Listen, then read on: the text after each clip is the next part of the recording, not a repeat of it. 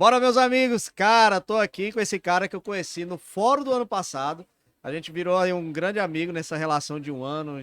Várias vezes a gente se encontrou, conversamos sobre várias coisas. E eu tô aprendendo aí nessa mentoria grátis que eu tô tendo. Ele achando que aquele cafezinho lá, eu sou bobo, você não é nada, rapaz. Eu tô só ganhando conhecimento. E hoje, quem vai ganhar conhecimento é vocês que seguem as nossas redes sociais. Dirceu, obrigado mais uma vez por estar aqui comigo, viu? Maravilha, Alberto. Bom estar com você de novo. Nesse trabalho que você tem feito aí do videocast, né, eu estou seguindo, tem depoimentos, conversas aí maravilhosas que você tem feito aí. Parabéns, meu amigo. Obrigado, meu amigo. Quando ele foi, tava no início. Eu falei, poxa, entrevistar o cara, diretor da Globo, não é pra qualquer um, não, viu? Me deu uma chancezinha ali, já ganhei corpo. Agora eu tô um pouquinho melhor, já tô com a estrutura melhorando. Cara, obrigado por você ter Vai dado concorrer com aquele a momento. Globo, rapaz. Dirceu, vamos falar sobre a sua palestra. Você acabou de Vamos, dar a palestra lá, vamos. né? Público bacana. Como que você achou desse evento? Que já Não, vem algumas edições, você vem já participando. desde a primeira, desde a primeira. Esse evento tá sensacional, já sempre um cara ousado. Ali na palestra que eu estava dando, devia ter pelo menos umas 3.500 pessoas e vai encher mais. Quer dizer, em meio à Copa, em meio ao final do ano, ter esse volume de gente, cara, é assim, as pessoas estão com vontade de aprender, estão com vontade de melhorar, estão com vontade de fazer a diferença. Então isso é super bacana, você falar com um público que está extremamente interessado em Doido para fazer melhor. aprender, para É, evoluir, né? para É evoluir, impressionante. exatamente. E aí, Dirceu, para evoluir, vamos falar sobre o assunto, né, que você trouxe, que foi a sustentabilidade, esse impacto ambiental, que o pessoal aí fala, o que que é essas letrinhas que tem hoje, pequenos empresários, traga um pouco desse conhecimento para a gente aí, Vamos, para vamos. impactar o pessoal. Então, aqui eu falei sobre empresas responsáveis e os investimentos em ESG, que no Brasil a gente podia falar ASG, ambiental, social e governança. Então, assim, o que eu abri até falando, isso não é uma tendência, isso não é um modismo, isso na verdade o mundo vem mudando para isso e de forma muito rápida. Por quê? Porque principalmente na questão ambiental. Então, na COP27 que teve agora, o Antônio Guterres faz uma previsão, não é uma previsão, faz uma constatação do que o mundo já está atravessando e o que vai piorar. Então, eu trouxe algumas slides ali mostrando Natal. Ali, mostrei um slide ali sobre aquela região da Redinha, Rocas, onde tem a Ponte Nova, com 1,5 graus e 3 graus. 3 graus, se ela chegar a 3 graus, e poderá chegar daqui 50 anos, some Redinha, some Rocas, some toda aquela área ali, entra debaixo d'água, né? Aí Caramba. mostrei ali Recife. Fez projeções mesmo, né? Na verdade tem um site, depois eu passo para você divulgar, Sim. as pessoas podem entrar ali, colocar ali o mapa, a sua localidade e tem uma réguazinha que você vai aumentando a temperatura e vai vendo onde é que o mar vai comer. Até interessante para ver se você vai investir numa casa de praia, para Se vale a olhar. pena. Porque é o seguinte, é inevitável, as projeções colocam o seguinte, que até 2100, que é o marco que eles colocaram, da onde eles estão medindo na era pós-industrial, essa temperatura, tá certo? Ela já está em mais de 1 grau e pouco, ela poderá chegar até 4 graus. As previsões, na melhor das hipóteses, se o mundo tomar todas as providências que tem que tomar com relação ao clima, essas questões todas, ela vai chegar a 2,3, 2,4, na melhor das hipóteses. Então Muito. isso já vai criar um mundo completamente diferente. A gente está vendo as chuvas aqui que ocorreram muito fortes em todo o Nordeste. Alagou várias partes do Nordeste. Aqui choveu durante semanas seguidas. Não A gente acontecia viu isso, né? o caos que ficou. Agora no verão europeu, Portugal, França, Espanha chegou a mais de 40, alguns locais chegando a 47 graus. 1.500 pessoas morreram, né? Então, assim, isso já está acontecendo. Então, não é mais uma coisa de previsão. É só uma questão de tempo mesmo. Então, a preocupação no mundo inteiro com isso, sobre a questão ambiental, marcos legais da COP de Paris, que já foram implantados, o Brasil é signatário a partir de 23 implanta também, ou seja, como as empresas devem e se obrigam a reduzir a sua emissão de CO2, a sua emissão de gás impacto, carbônico. né? Não. Então, o que se discutiu na COP27 agora foi a utilização de energias renováveis, uma transição energética, tá certo? No mundo inteiro. E o Rio Grande do Norte é o maior produtor de energia eólica, energia limpa do país. Né? Se eu não me engano, são 7 gigawatts. Para cada 1 gigawatt, 3 milhões de pessoas. E vai crescer muito mais ainda. Então, o Rio Grande do Norte já tem uma vocação que o mundo inteiro está olhando para isso, de energia limpa. As previsões aqui que se trabalhe a offshore, a energia eólica a partir do mar, são hélices. Se eu não me engano, cada pá daquela vai ter algo em torno de 130 a 140 metros. Gigantesca. Uma torre daquela armada fica da altura da Torre Eiffel. Né? Gigante. Que vai para o mar. E a partir dessa energia, eles vão trabalhar a produção do hidrogênio verde. Que a tendência no mundo inteiro já olha, o futuro não é o carro elétrico, é o carro movido a hidrogênio, que você vai abastecer num posto, tá certo? E o que sai do escapamento é vapor. Porque as baterias são resíduo. Onde é que ela não polui o carro elétrico? Ótimo. Precisa fazer essa transição de imediato. Mas onde é que você joga essas baterias? Continua poluindo, né? É um resíduo, né? Você pode reaproveitar alguma coisa e tal, mas ela gera um resíduo, né? Então não é a solução mais viável. A solução mais viável é o hidrogênio verde. Né? É verde porque tem um azul que é produzido já, que a gente conhece, mas ele é produzido a partir de fontes não renováveis. O hidrogênio verde é todo feito com fontes renováveis. Né? E é o caminho que a humanidade está buscando. Então, anos aí pela frente, mas o Rio Grande do Norte pode ser um dos maiores produtores de hidrogênio verde para o mundo. Potencial gigante aqui, né, para o nosso estado. Tem muito. Você falando sobre isso, a gente nos bastidores, sobre a questão de descartar remédio, descartar pilha, como você falou de bateria. Isso. Hoje, como é que é a nossa comparação? Falando do RN também com São Paulo, estados, né, que tem... Não, mas a gente tem muito ainda que caminhar. Haja visto que a gente vê pessoas jogando lixo pela janela do carro. Né? Um saco, por aí, pai né? jogando assim, e não é qualquer tipo de carro de rico, eu vi de todas as formas, né?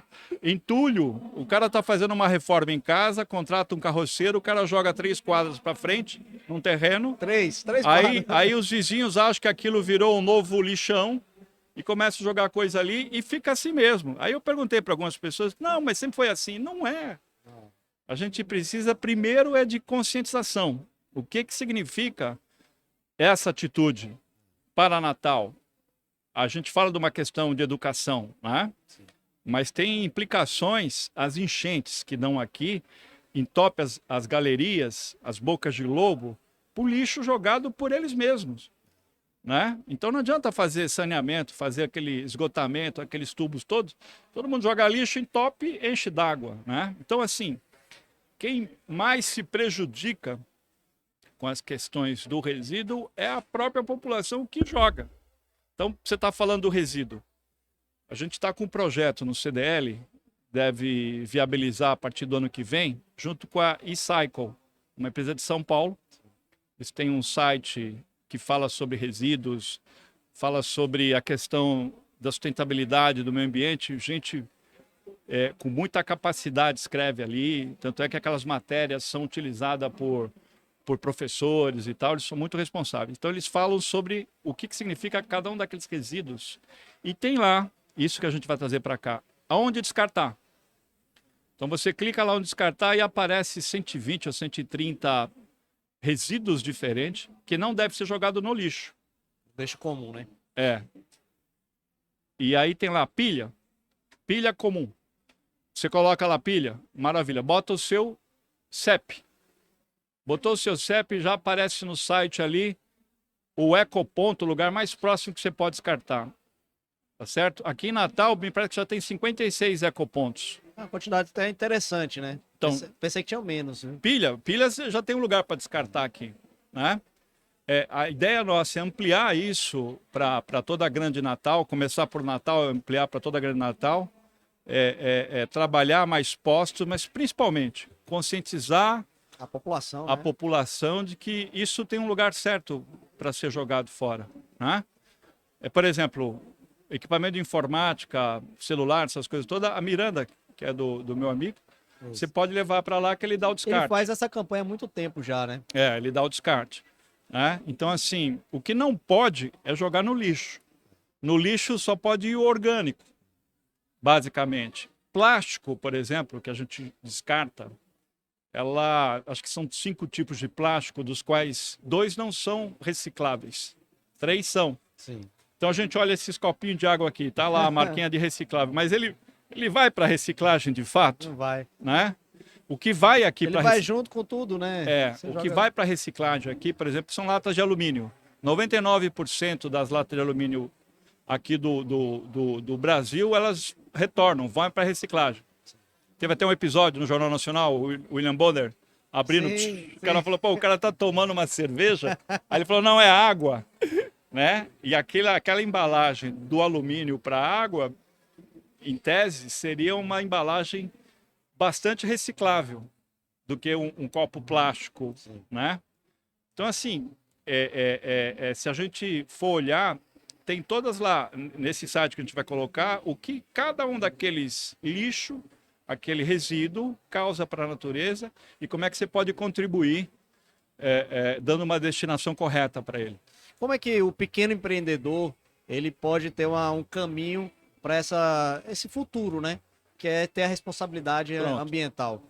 Assim, a gente falar hoje, em 2020, que é o último levantamento que eu tinha, que eu apresentei ali para eles, hoje deve estar muito maior, nós estamos falando assim de algo em torno de 36 trilhões de dólares com investimentos em empresas que têm uma certificação ESG, que corresponde a 35% de todos os investimentos no mundo. Em 2050, a previsão é que 100% dos investimentos no mundo são de empresas ESG, ou seja, as empresas que têm um trabalho ambiental, social e de governança. Então, vamos entender. Ambiental. A empresa, ela vai cuidar da questão ambiental no que concerne, do que se refere ao negócio dela. É o que a gente chama de materialidade. Então, assim, eu tenho uma empresa, ela está numa região, e essa região tem uma mata em volta. Eu cuidar desta mata, ou cuidar dos meus resíduos, ela tem materialidade para o meu negócio. Então, dependendo do que eu faço, está muito mais ligado à indústria. Tá? Que tipo de embalagem eu utilizo, que tipo de... É o que tem a ver com o seu negócio. Não adianta a minha empresa, a InterTV e a sua aqui, vamos plantar árvore.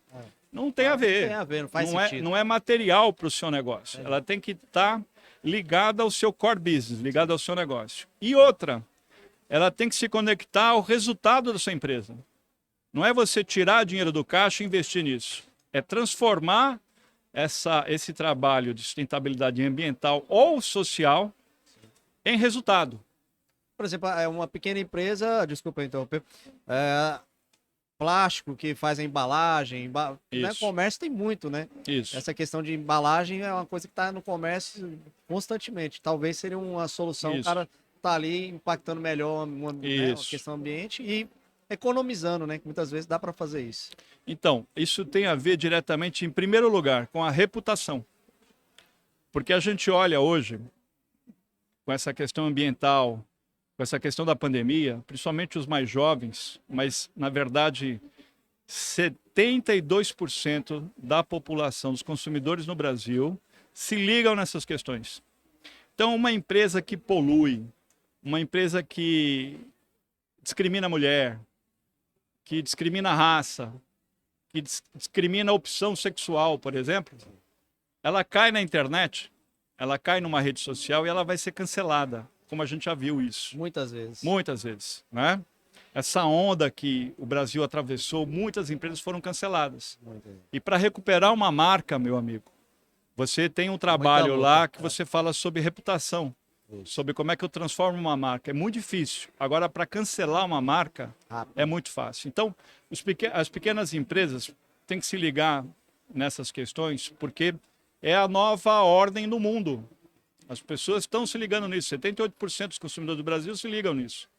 ainda não faz opção pela empresa por uma questão dessa, por uma questão de crise que nós estamos sofrendo, de inflação. Mas na Europa, nos Estados Unidos, praticamente 60% não compram nenhum produto que ela, de alguma forma, não contribui para as questões ambientais e sociais. Né? Aqui ainda é baixo, estamos falando de 30% das pessoas que diferenciam. Né? Mas a reputação não. A reputação é uma coisa muito rápida de se perder. E a outra coisa importante, Alberto, é o que a gente chama no ESG de escopo 3.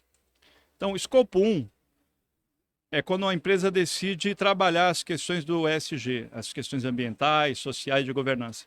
Então, ela tem que emitir seus relatórios, colocar metas de que ela vai melhorar a questão ambiental ou as questões sociais que envolvem o negócio e a questão de governança. Então, anualmente, ela vai lá e tem essas metas cumpridas. Escopo 2 é quando ela já começa a abranger um pouco além do seu negócio, né? Sim. Ela vai para fora, ela olha o que está no seu entorno, no seu ambiente. Agora, escopo 3, toda a cadeia de fornecedores tem que estar alinhada. Então, para uma grande empresa, se o cara, não importa, se ele é o cara que arruma ar-condicionado, fornece pneu, fornece combustível, faz uma manutenção de máquina, essas empresas têm que estar alinhadas às questões ESG, porque a empresa que está nesse relatório, ela não pode ter esse fornecedor para ela. Ela tem que cortar esse fornecedor por uma obrigatoriedade de relatório. Entendi. E esse relatório, por exemplo, que ela, por exemplo, dá acesso a financiamentos muito mais baratos. A gente chama de green bonds. Então, financiamentos mais baratos com prazos alongados. São um dos incentivos, né? É um dos grandes incentivos. E a valorização da percepção numa bolsa, numas SAs, né? Então, o Banco Central, a CVM, Comissão de Valores Imobiliários, a B3, tem lei já que determina o seguinte: essas empresas que têm acesso aos green bonds ou uma carteira, que a gente chama de carteira verde, e comete algum equívoco, não cumpre as metas, corta-se esse financiamento, cobra-se o que não foi cobrado e multa. Então, os bancos, por exemplo, já estão obrigados a avaliar as carteiras que eles têm ali de investimento ou de empréstimo. Lá, uma empresa tem um trabalho infantil, discriminou, sei lá o quê. Esse banco é obrigado a cortar esse financiamento. Nós estamos passando por uma grande transição no mundo, né? Porque antigamente a gente ouvia isso numa notícia, meio que achava algo comum, né? Não que achava correto, mas era comum até escutar sobre tudo isso. Mas hoje a gente está passando por essa transição. Isso. E quem se antecipar, né? Exatamente. Que então, é um grande pulo do gato aí, né? A gente olha o seguinte: uma empresa que, por exemplo, trabalha a questão do ESG, não que ela precise ter um relatório, não precisa. Mas ela trabalha os conceitos. Então vai buscar lá no site da ONU no Brasil, tem lá 17 objetivos. Escolhe um objetivo que tem a ver com o seu negócio. Aí dentro daquele, você abriu ali, ele tem vários itens. Ah, eu quero este item, eu vou trabalhar ele. Aí fora a questão toda normativa, né, legal, que tem que estar atuando. Então ela começa a trabalhar ali e já começa a se integrar à questão do ESG sem emitir relatório, sem coisa nenhuma. Mas já começa a trabalhar isso. Quando uma grande empresa for precisar de um fornecedor, ela vai olhar a primeira coisa se tem isso. Aí, como várias empresas não terão, elas vai ser um diferencial competitivo. Você está entendendo? É uma oportunidade. Aquelas que não olharem para isso ou demorar para ter, ela pode ser cortada. Então, passa de uma oportunidade e se torna um risco. Um risco, é. E antecipar essas questões todas começa... O que as empresas falam sobre isso? Então, por exemplo, profissionais capacitados, elas querem trabalhar em empresas que estão alinhadas com as questões ambientais, as questões sociais. Elas terão vontade de trabalhar, orgulho de trabalhar, e vão querer sair fora daquelas empresas que estão sacaneando o mundo, entendeu? Principalmente os jovens, os maiores talentos.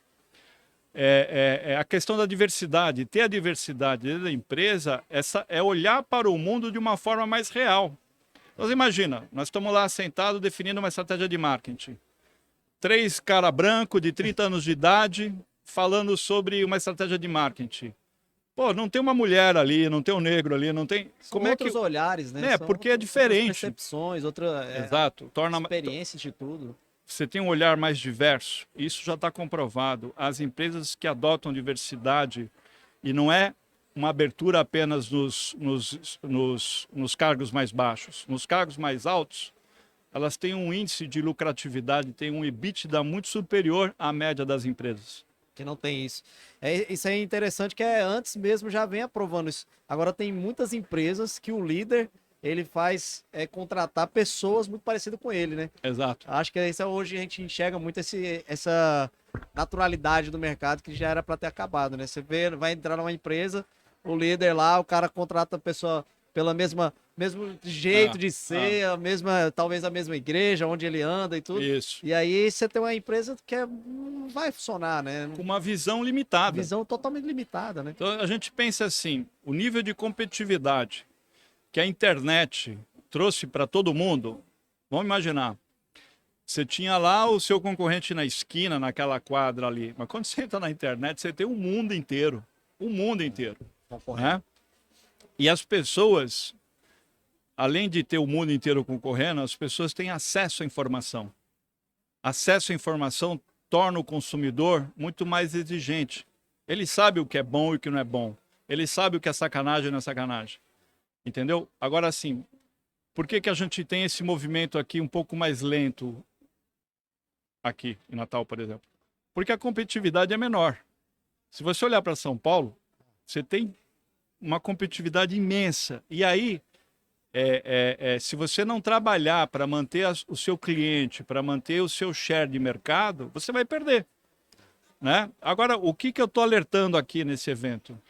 É que esse movimento já chegou aqui, já está andando a passos largos, entendeu? E se você olhar aqui, por exemplo, em 2008, 2009, por aí, que eu cheguei aqui em 2006, eu avisei um monte de empresário e falei, olha só, o Nordeste está bombando, nós acompanhávamos volume de consumo de vários segmentos, tinha segmentos que aumentavam 4 vezes por ano, 3 vezes por ano, 300%, 400%, bebida, eletrodoméstico, era uma coisa impressionante. O dinheiro que estava circulando, e aí as empresas, as grandes empresas lá do eixo Rio-São Paulo, começaram a vir para cá. E quando começaram a vir para cá, né, trouxeram toda a tecnologia, toda a estratégia de marketing, de atendimento, e acabaram criando um problema gigantesco para as empresas locais. Porque elas tiveram que correr, porque não adianta, você não muda de uma hora para outra. Muda, então, se você não antecipar esses movimentos, você vai ser engolido. Agora, se antecipar esses movimentos, você pode ter a sua marca valorizada, a sua percepção valorizada, que, por exemplo, o Nordestão, se a gente vê todos os supermercados que vieram para cá, ele continuou liderando, mas ele tinha um trabalho muito importante já de estratégia, né? Sofre ainda, está sofrendo agora, porque é uma conjuntura econômica, né? Então, assim, todos os segmentos sofreram com isso, de farmácia, de varejo, entendeu? E agora, o que eu diria para você, é que essas questões ambientais, sociais, desse mundo agora que está exigindo isso, o planeta está pedindo isso, as pessoas estão pedindo isso, né? Olhe para a sociedade, qual é a contribuição que você faz para tornar a vida das pessoas melhor? Qual é a contribuição que você faz para tornar o seu funcionário mais feliz? Né? O que você faz para que a família dele cresça? A sua própria família, educação, né? Você, e principalmente, filhos, né? É a sustentabilidade, em primeiro lugar, do seu negócio. Se conectar essas questões é buscar uma sustentabilidade do seu negócio. Muito bacana, Dirceu. Se eu pudesse, eu ficava aqui 2 horas conversando, viu? Maravilha. E eu vejo um negócio interessante, já chegando aqui para o final. Nosso podcast especial do Fora é bem rapidinho. Mas o Dirceu já vem há um bom tempo no mercado falando sobre isso. Nessa palestra que você deu nesse ano, você já sente, porque dá para você sentir engajamento. Esse engajamento do evento. Você sente que está evoluindo, vem evoluindo? Tem algumas empresas, principalmente empresas que estão mais conectadas, por exemplo, ao turismo, porque recebe gente de fora e tem uma exigência sobre isso. Então, os hotéis, alguns restaurantes que trabalham na ponta. Vamos falar que essa é a ponta de lança aqui de Natal, né? Então já olham para isso, mesmo pousadas menores e tal. E algumas empresas que têm um segmento mais competitivo, né? Já estão olhando para isso. Sim. Mas, assim, tem muito para caminhar. Mas, e por isso essas palestras que eu tenho feito, tenho divulgado isso na própria TV, no CDL, e, inclusive criando formas do empresariado poder aprender sobre isso. Então, a gente, lá no CDL, a gente já está conectado com isso, vamos conectar com o Sebrae, estou trazendo empresas para trabalhar essas questões aqui, preparar o empresariado local para ter um diferencial, para ser uma oportunidade e, principalmente, criar para esse estado uma sustentabilidade que talvez é uma vocação natural, né? Haja visto as energias todas, né? Isso. Como é que a gente pode chegar a isso? E falar sobre isso, não podemos esquecer, Acari ganhou como cidade mais limpa do país. Brasil, né? Tem parentes lá, viu? Então, e agora por que é limpo assim lá? Eu não fui estudar ainda. Eu suponho que porque está perto da barragem, foi feito algum trabalho sobre educação ambiental lá, porque se ele sujasse, ia cair na barragem e aquele povo todo sobrevivia da barragem. Caramba, Né? pode ser mesmo, verdade. Pode ser. E aí, lá de trás. Então, assim, a gente pode mudar a cara desse estado. Pode. Temos né? uma cidade aí, né? Como você acabou de dar Exato, exemplo, tem a cidade dentro com da um trabalho de conscientização, com um trabalho de percepção. Os jovens já estão conectados a isso. A gente transformar o Rio Grande do Norte numa referência no Brasil inteiro, quiçá no mundo. Se a gente já tem as energias, Verdade. por que não trabalhar todas as questões de sustentabilidade social? Por que as empresas que queiram vir para cá já não trabalham essas questões? A gente muda esse estado. Bacana. Gente, o cara tá aí, tem que dar valor, viu? Porque esse estado, cada vez mais, a gente vê muitos caras como o Dirceu, às vezes abandonando ou o estado, até o país. Então, a gente tem que valorizar pessoas que estão inconformadas e com essa potência. Porque eu já escutei, na outra edição, um amigo meu falou, lá vem lá o Dirceu, olha, falar de novo de sustentabilidade. Mas eu tenho certeza que esse amigo meu, hoje eu vou perguntar, e aí, meu amigo? Ele é empresário. E aí, você já entrou agora na sua cabeça que tem que resolver? Então, essa porrada que vem, Dirceu, há alguns anos, falando disso, sozinho, vamos dizer aí, é de tirar o chapéu e dar parabéns, porque às vezes você tá falando sozinho há um tempo, daqui a pouco já começa a ter essas pessoas. Não, tem muita gente, tem muita gente. Tem muita gente. Tem né? muita gente. Eu acho que assim, eu adoro isso aqui, é o local que eu escolhi para morar e quero dar uma contribuição para mudar a cara desse estado, melhorar a vida, melhorar a questão ambiental, né? E a gente poder evoluir. Eu acho que é um propósito agora, nessa altura da minha carreira, que eu quero abraçar, meu Ikigai. Bacana. Você podia escolher qualquer coisa, né? Podia ir pro Bahamas e ficar lá de boa. Não, eu quero aqui, quero mudar isso aqui. Parabéns, Dirceu. Valeu, meu amigo. Obrigado valeu. por mais um episódio. Ó, curta aí, segue o Dirceu lá. Vai vir muitas novidades que ainda não pode ser anunciada, mas já já a gente faz outro episódio com o Dirceu lá no estúdio. Valeu, meus amigos. Maravilha. Obrigadão. Tchau, tchau. Tchau.